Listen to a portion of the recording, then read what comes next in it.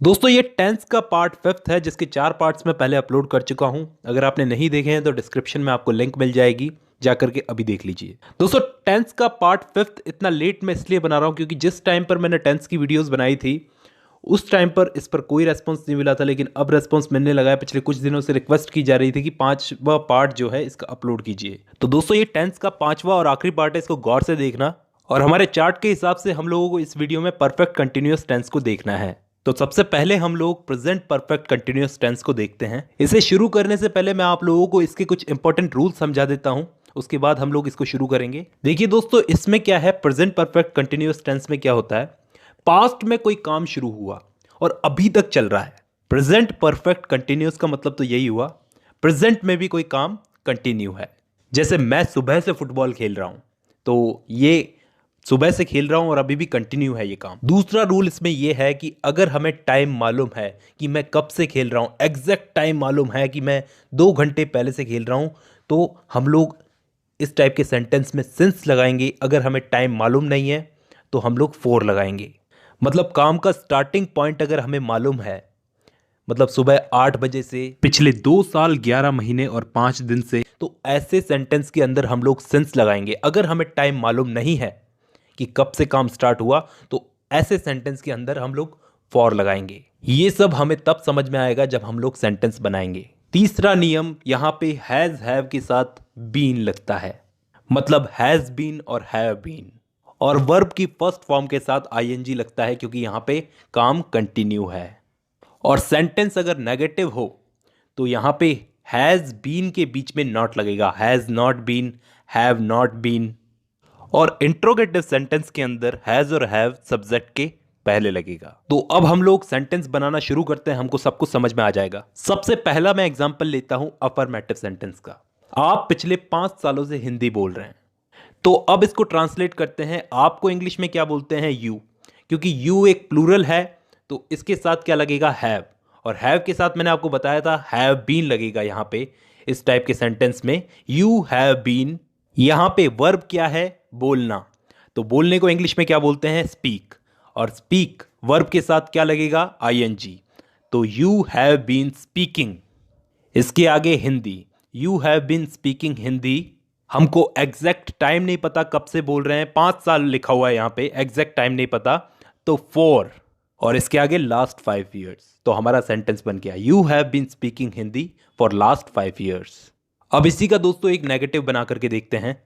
आप पिछले 5 सालों से हिंदी नहीं बोल रहे हो, कुछ भी चेंज नहीं होगा। You have not been speaking Hindi for last 5 years। यहां पे दोस्तों हैव और बीन के बीच में नॉट आ गया, जैसा कि मैंने रूल में समझाया था। एक इंट्रोगेटिव बना के देख लेते हैं, प्रश्नवाचक। इसमें थोड़ा एग्जाम्पल में चेंज कर दूंगा ताकि सिंस आए।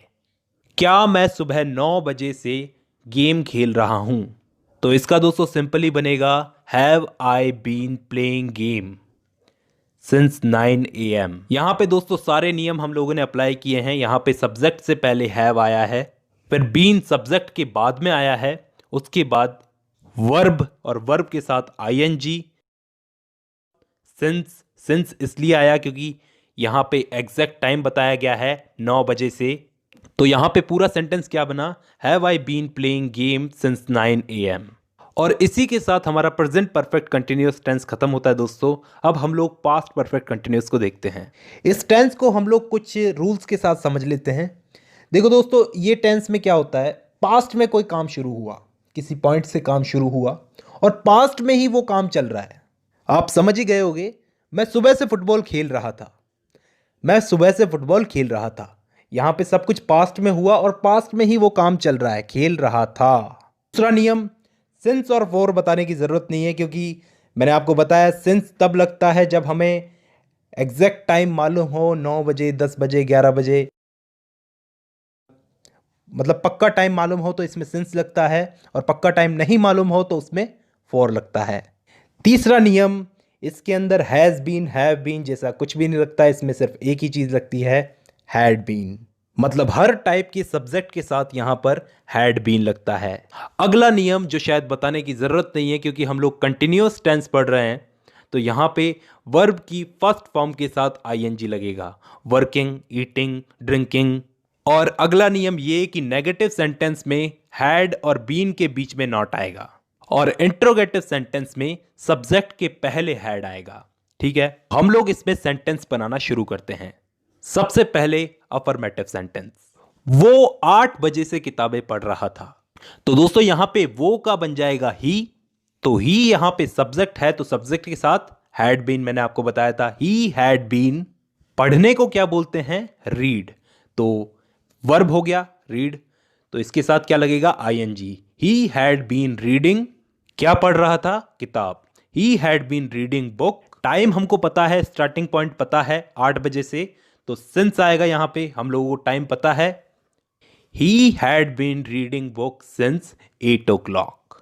अब इसको सिंपली अगर हम नेगेटिव में बदलें तो कैसे बदलेंगे कि वो सुबह से किताबें नहीं पढ़ रहा था, तो he had not been, had और बीन के बीच में नॉट आ गया, बस इतना ही चेंज होगा इसमें। He had not been reading book since 8 o'clock।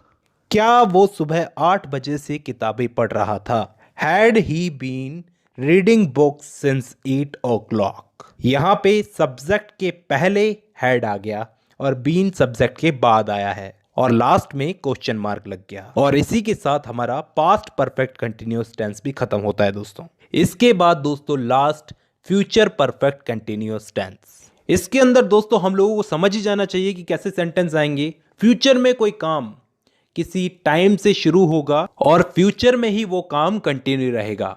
दूसरा नियम यहां पे विल हैव बीन और shall have been, singular plural के साथ में विल हैव बीन और शैल हैव बीन लगेगा। वर्ब की फर्स्ट फॉर्म के साथ आईएनजी, नेगेटिव सेंटेंस के अंदर विल और शैल के साथ नॉट लगेगा और इंट्रोगेटिव सेंटेंस के अंदर विल और शैल पहले आएंगे। सबसे पहले अफर्मेटिव सेंटेंस, वो 8 बजे से किताबें पढ़ रहे होंगे, तो यहां पे वो का बन गया they will have been reading books since 8 o'clock। इसको हम लोग नेगेटिव में बदल करके देखते हैं, वो 8 बजे से किताबें नहीं पढ़ रहे होंगे। They will not have been reading book since 8 o'clock। यहां पे चेंज क्या हुआ? यहां पे विल और हैव के बीच में नॉट आ गया, जैसा कि रूल में हम लोगों ने पढ़ा था। यहां पे हम लोग इंट्रोगेटिव सेंटेंस देखते हैं लेकिन सेंटेंस बदल देते हैं। क्या वो 2 सालों से कॉलेज जा रही होगी? यहां पे दोस्तों रूल्स को ढंग से देखना। यहां पे सबसे पहले विल लगेगा, will she have been, will के बाद सब्जेक्ट लगा है she, have been going to college for 2 years। यहां पे 2 साल लिखा हुआ है, कोई एग्जैक्ट टाइम हमको पता नहीं है, इसलिए यहां पे फॉर लगा है। तो आई होप दोस्तों आपको टेंस समझ में आए होंगे। अगर नहीं समझ में आए तो शुरू से टेंस की वीडियोस को देखिए, जरूर समझ में आ जाएंगे। तो दोस्तों आज की वीडियो में बस इतना ही।